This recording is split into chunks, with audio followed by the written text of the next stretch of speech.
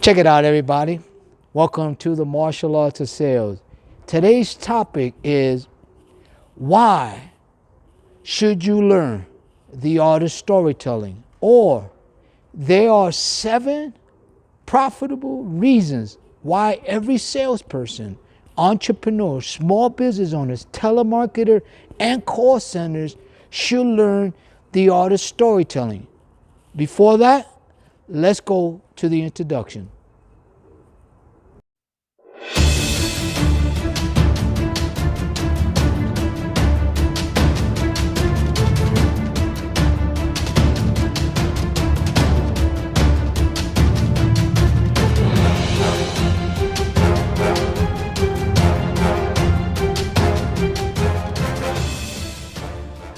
Everybody, welcome to the Martial Arts of Sales. I'm actually outside in front of my building, and my office won't be ready till next week. But I want to welcome all of you to the Martial Arts of Sales. If you're watching this video on YouTube, hit the subscribe button below. If you like the video, do share with others and also share your comments.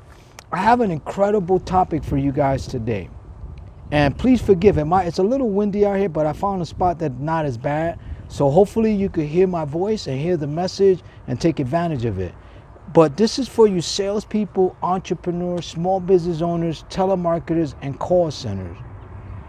There are 7 profitable reasons why you should learn the art of storytelling. Okay? Now, some of you may not like telling stories. Some of you may get objections where people say, I don't want to hear a story. Well, let me tell you something. Your answer to that objection is very simple. Ask your customer or your potential customers if they go to the movies or watch movies at home, on their laptop, on their phone, on their computers, or on their iPads. Because the reason why people go to movies and watch movies is because they want to hear and see a good story. So let's dig into this. Welcome to the Martial Arts of Sales and being part of it. The number one thing that you must do, and one of the most important things and valuable things, is you take all of the facts. Number one is you take the facts, the figures, you take logic, you take emotions, you take the problems that the customers have, your solutions, and you put them in a story format. That's just the bottom line. Everything is a story. The minute you're speaking, you're telling a story. That's what sales is. Sales is storytelling. So think about that. That leads to number 2. Number 2 is what I call the opening, the body, and the close. Every movie goes on that premise. The opening, the body, and they call it the climax. It's the straight line method. When you learn how to use that and you learn the art of storytelling, you're going to be able to tell better stories, be more successful at closing and converting leads into sales. That's what number 2 is. It's the opening, the body, and the close through a straight line method. I actually have a video on that through the straight line method, how to go from the initial call to the closing of the call. So I encourage you to watch that. Now there's a motorcycle that just rode by, so please forgive that noise. But number 3 is I like to call doctor-patient scenario. Basically, you become a problem solver. You identify what the problems the customers have that they may know they have, or you may bring up some ones they didn't know they have that's hurting their business, right? So now you take all the facts, you listen to what they say, you write down your notes, and you start to give them solutions verbally. So you start to become a problem solver. They're the patient, you're the doctor. That's what number 3 is. Number 4 is, this is where skills come in.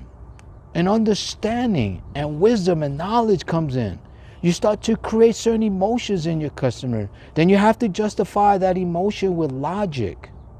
Then you have to tap into the greed button. But at the end of the day, you start to show solutions through your words and your actions.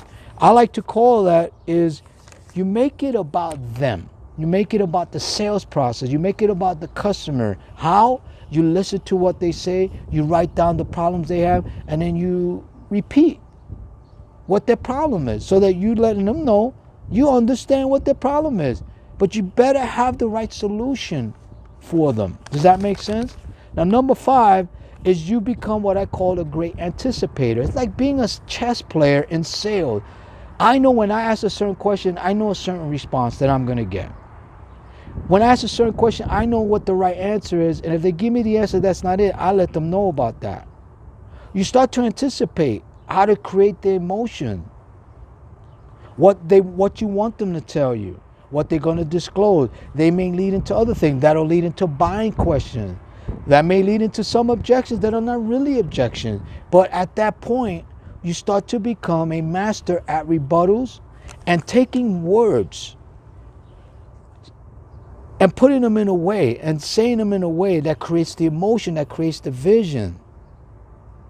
You have to do that because your words is all you have. And it's the most powerful thing. It has to create all those things. So that's what that is. Number 6 is through the process, this is what you should focus on besides the customer and the process, that every single step you take, everything you say, every objection you deal with, that you're increasing your value, that you're earning trust, that they respect what you do, that they want to buy and invest in you, that they want you to be their guy. That's what number 6 is, that you are becoming and are a valuable asset to them. Is that you? If not, guess what? It's not too late. And then number 7 is you get the customers to do 2 things. Take massive action and ownership of the solution. They have to want to own the services you are offering. They have to want to own the solutions that you're offering. That they know it's going to help their business. And if you're able to master and learn the art of storytelling, what are your rewards? Number 1 is you build tremendous win-win relationships. Number 2 is you start to increase your sales volume. Number 3, you start to increase your monthly cash flow. Number 4, you start to increase your annual revenue. It's a domino effect. I call it the compound effect. And number 5 is you start to generate more profits for your business. What I've learned in 30 plus years is that a lot of sales go bad doing the art of storytelling. People just don't know how to tell good stories. They either lie, cheating, and if they do get a deal, some of those deals get charged back because the owner didn't really buy it. They bought the emotion at the time, but they didn't buy the solution. You see what I'm saying? So it's important when you learn the art of storytelling. It's a powerful tool. It could be used for the wrong reasons. And there's a lot of that goes on right now, especially with this day and age right now. But it's a beautiful thing because at the end, you become valuable to every person you come in contact with. Why? Because you become a professional storyteller. You make people feel good. You get the results. You're a problem solver. All those things. People love to be around. Does that make sense? So I hope this has been helpful.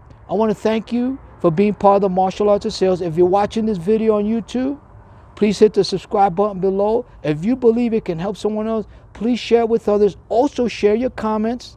Let me know what you think, because my goal is always to put the best content out that I can to help your business. I want to thank you for watching. Till we speak again, I say goodbye for now. This is Paul Cruz with the Martial Arts of Sales. Have a great evening. Bye, guys.